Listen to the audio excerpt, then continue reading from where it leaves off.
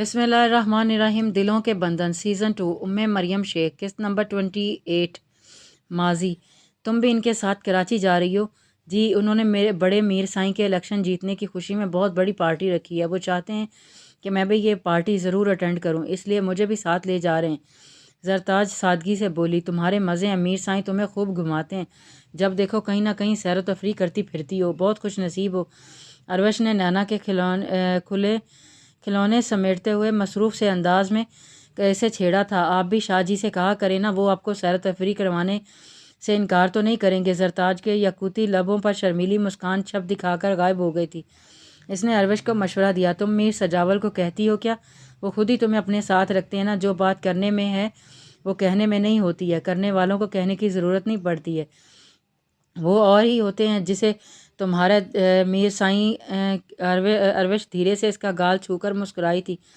شاہ سائیں آپ کو کہیں نہیں لے جاتے؟ زرتاج نے حیرانگی سے پوچھا۔ وہ رانیہ کے بیٹے کی عیادت کے لیے آئی تھی، جو کافی دن سے بیمار تھا، مگر اس وقت دونوں ماں بیٹا سوئے ہوئے تھے، اس لیے وہ فرصت سے اروش کے پاس بیٹھی باتیں کر رہی تھی۔ میر سجاول اسے ڈراپ کر کے جا چکا تھا۔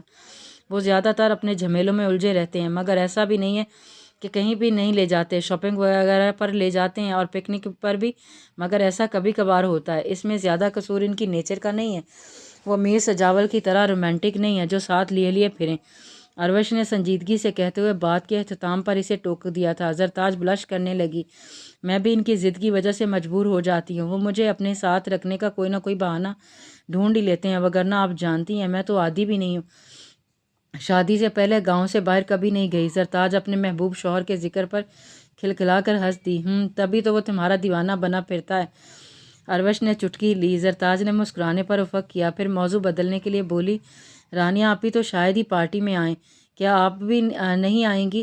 بہت مشکل ہے، شاہ نے چلنے کے لیے کہا تو ضرور آؤں گی۔ سفیان کی طبیعت بہتر ہوتی ہے اور رانیہ بھی آ رہی ہوتی تو بھی نہ آنا ممکن تھا، مگر اب کچھ نہیں کہہ سکتی۔ تمہاری واپسی کب تک ہوگی؟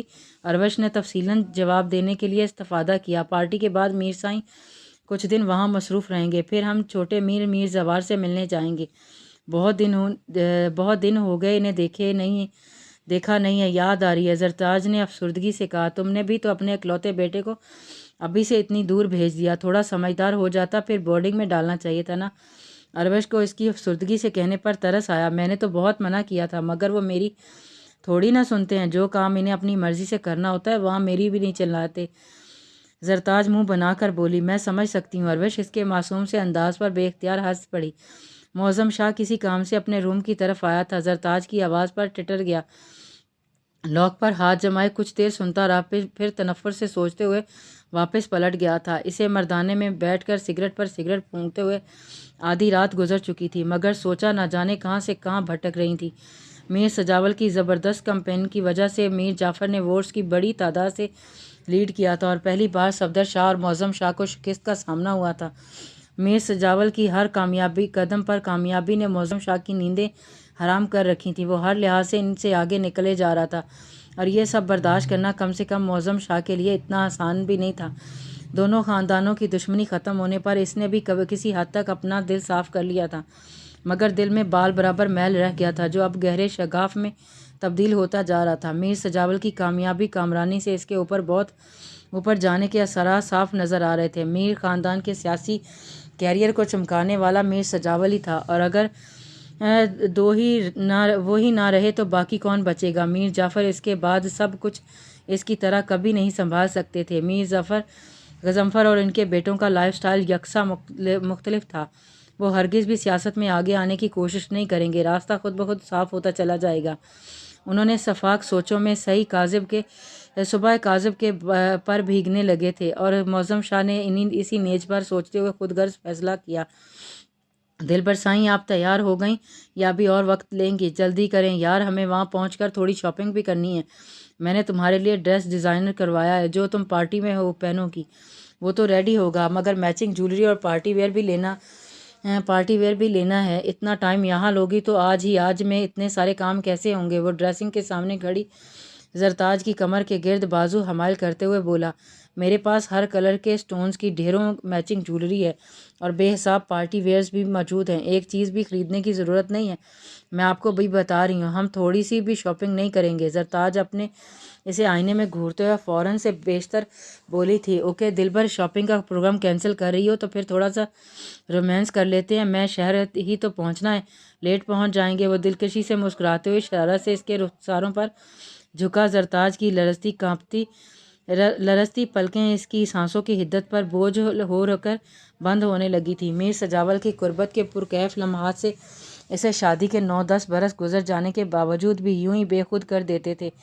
میر کی دیوانگی حسب معمول حد سے گزرنے لگی تھی۔ تب زرتاج نے ہوش کی دنیا میں قدم رکھنے کی جسارت کی تھی، دونوں ہاتھوں سے اسے پرے دھکیلا تھا۔ یار، سارا موڈ خراب کر دیتی ہو، اتنی ظالم تو نہ بنو۔ اس کی مسکراتی نگاہوں میں چاہت کا ٹھاٹھے مارتا سمندر موجزن تھا۔ ہمیں آج ہی کراچی پہنچنا ہے ورنہ بابا سائیں آپ سے ناراض ہو جائیں گے، کچھ تو خیال کریں، انہوں نے بہت سے کام آپ کے ذمہ لگائے ہیں، وہ نرمی سے کہتی اس کا ہاتھ تھام کر کھینچتی ہوئی باہر لے آئی تھی۔ وہ میرے بابا سائیں ہیں، مجھ سے کبھی ناراض نہیں ہوتے، ہم شام کی جگہ رات کو پہنچ جاتے تو کون سی قیامت آ جاتی۔ وہ بڑبڑاتے ہوئے گاڑی سٹارٹ کر چکا تھا۔ آپ کو وقت بے وقت رومانس کے دورے پڑتے ہیں، اس کا ہرگز یہ مطلب نہیں کہ ہم اپنے ضروری کام ادھورے چھوڑ دیں۔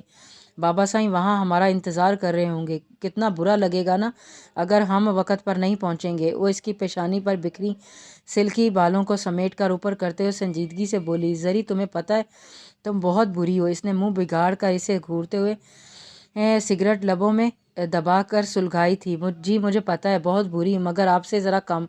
زرتاج شرارت سے کہہ کر ہنس پڑی تھی، تم بہت بگڑتی جا رہی ہو، بدتمیزی کرنے لگی ہو، شادی سے پہلے میرے سامنے حلق سے آواز بھی نہیں نکلتی تھی، اب پٹر پٹر جو جی میں آتا ہے بولتی ہو۔ میر سجاول کی پیشانی پر لاتعداد بل پڑ گئے تھے۔ اس نے زرتاج کی کلائی پکڑ کر زور سے جھٹک دیا تھا، پھر سٹیئرنگ چھوڑ کر جلتا ہوا سگریٹ اس کے مرمری ہاتھوں کے بے حد نزدیک کرتے ہوئے سرد لہجے میں بولا، جلا دوں؟ زرتاج کی آنکھیں خوف سے پھیل گئیں۔ نہیں، میں مر جاؤں گی۔ اس کے منہ سے ہلکی سی چیخ برآمد ہوئی، دلبر سائیں بہت چالاک ہو، جلانے سے پہلے ہی چلانے لگی ہو، حالانکہ جانتی ہو یہ مر کر بھی نہیں جلا سکتا۔ اس نے ہاتھ کو پاکیزہ شے کی مانند ہونٹوں سے لگایا۔ میر سجاول کے گمگیرتا سے کہنے پر اس کی مسکراہٹ گہری ہوتی چلی گئی۔ آپ مجھے چھوٹے میر کے پاس کب لے کر چلیں گے؟ آپ نے وعدہ کیا تھا جلدی لے جائیں گے۔ وہ خیال آنے پر پوچھ بیٹھی تھی، آپ جو حکم کریں گی اسی وقت لے چلیں گے، کہو تو ابھی چلیں۔ وہ شوخی سے اس کی پشت پر ہاتھ پھیلاتے ہوئے بولا، پلیز مذاق مت کریں، جانیں کیوں پچھلے کچھ دنوں سے زاری سائیں بہت یاد آ رہے ہیں، دل بیٹھا جا رہا ہے۔ وہ سینے پر ہاتھ رکھ کر بے چینی سے بولی، ارے میری جان، اتنا سینٹی ہونے کی کیا ضرورت ہے، تم مجھے پہلے بتا دیتی، اتنی شدت سے اسے یاد کر رہی ہو تو میں پارٹی پوسٹ پون کر دیتا۔ خیر ہے ہم پارٹی والی رات کو ہی مری کے لیے نکل جائیں گے، بس تم اداس مت ہو۔ وہ اس کا سر سہلاتے ہوئے انتہائی جذباتی ہونے لگا۔ گاڑی ہائی وے پر سبک رفتاری سے رواں دواں تھی، تبھی اس کی نظر سائیڈ مرر پر پڑی ایک ٹرک اچانک ہی جھاڑیوں سے نکل کر روڈ کی طرف بڑھنے لگا۔ میر سجاول اس پر دھیان دیتے ہوئے چونک گیا اور رولنگ وے سے آنے والے دوسرے ٹرک نے اس کی گاڑی کو بری طرح ہٹ کیا۔ میر سائیں یہ کیا ہو رہا ہے؟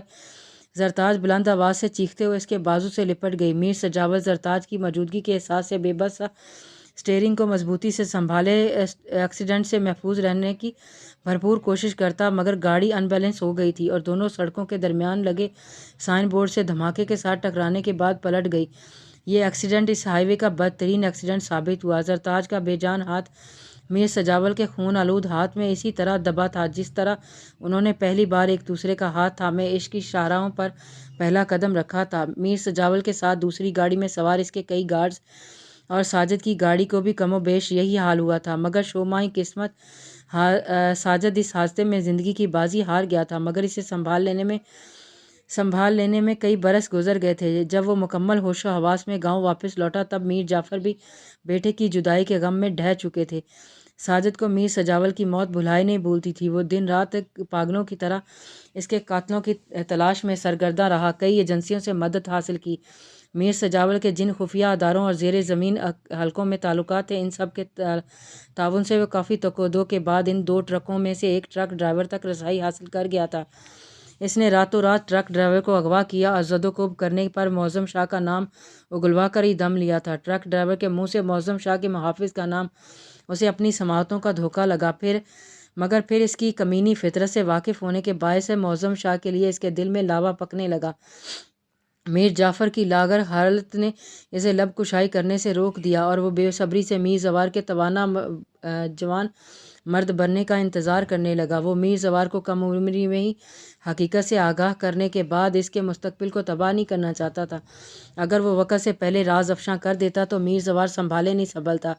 اس کی ضدی اور غسیل طبیعت نے ساجد کو بھی خائف کیا ہوا تھا۔ اس کے منسٹر بننے تک وہ اس راز کو دبائے رکھنے پر مجبور رہا تھا۔ میر زوار سے نینا کی ملاقاتیں اسے بدلے کی ایک کڑی لگی تھی، مگر جلد ہی اسے احساس ہو گیا وہ اس کی زندگی میں خاص اہمیت کی حامل ہے، کیونکہ وہ جب میر زوار کی نینا شاہ پر اٹھتی نظر پر غور کرتا تو اسے میر کی آنکھوں میں وہی دھنک رنگ اترتے نظر آتے جو میر سجاول کی نظروں میں ہمہ وقت زرتاج کے لیے چٹکتے رہتے تھے۔ ساجد نے برسوں معظم شاہ سے انتقام لینے کے لیے خود پر جبر کیا تھا، مگر آج میر زوار نے اس کے انتظار کو فیصلے کا اختیار سونپ کر اس کی محنت کا صلہ عطا کر دیا تھا۔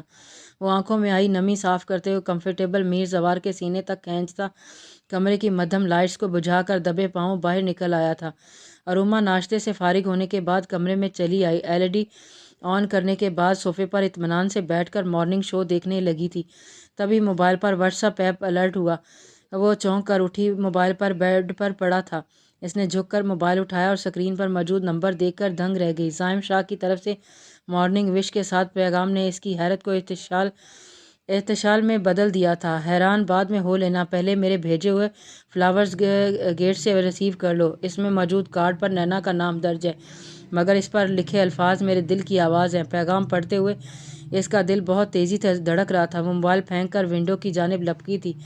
اس نے کرٹیکل سمیٹ کر شیشے کے پار دیکھا، جہاں زائم شاہ کا ڈرائیور گارڈ کو بڑا سا خوبصورت کٹ فلاورز بوکیٹ تھمانے کے بعد واپس پشت پر کھڑی گاڑی کی طرف جا رہا تھا۔ اروما کی منموہنی صورت غصے کی شدت سے لال بھکا ہو گئی۔ اس نے نفرت سے پلٹ کر بیڈ پر پڑے موبائل کی جانب دیکھا۔